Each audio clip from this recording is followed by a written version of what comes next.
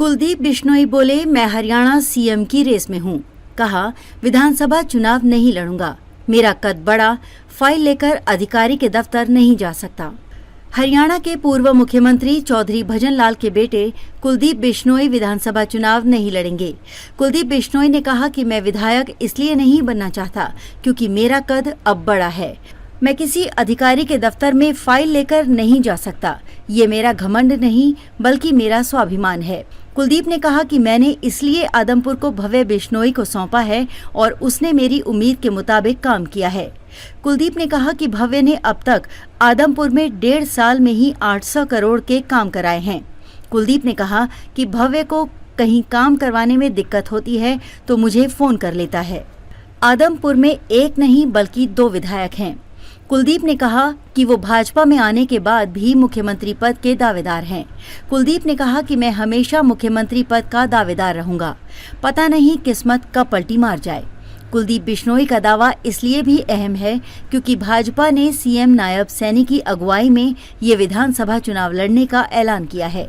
कुलदीप बिश्नोई ने हिसार दौरे के दौरान एक सोशल मीडिया चैनल से बातचीत में अपने दिल की बातें खुलकर सामने रखीं।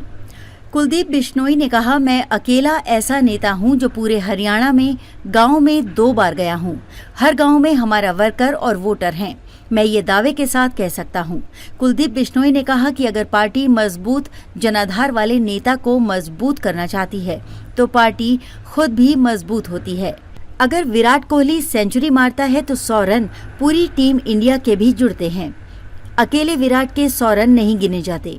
कुलदीप बिश्नोई को हिसार से टिकट नहीं दिए जाने पर कुलदीप बिश्नोई ने कहा कि भाजपा के सलाहकार कुछ जगहों पर गलती कर देते हैं।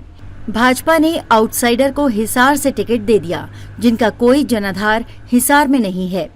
मैं उनकी इज्जत करता हूं, उनसे बहुत मेरे पारिवारिक रिश्ते हैं, मगर लोगों ने उनको वोट नहीं दिया। लोगों ने कहा कि हमारे नेता की टिकट कट गई, हमारे पारिवारिक सदस्य की टिकट कट गई। हिसार ही नहीं बल्कि हरियाणा में पार्टी को नुकसान हुआ। अब मैं उसे ठीक और भरपाई करने का प्रयास कर रहा हूं। कुलदीप बिश्नोई ने कहा कि भाजपा ने लोकसभा चुनाव में गलत टिकट बांटे।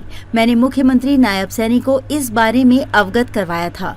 वो मेरे दिल्ली घर में आए थे, तब मैंने उनको ये बात बताई थी।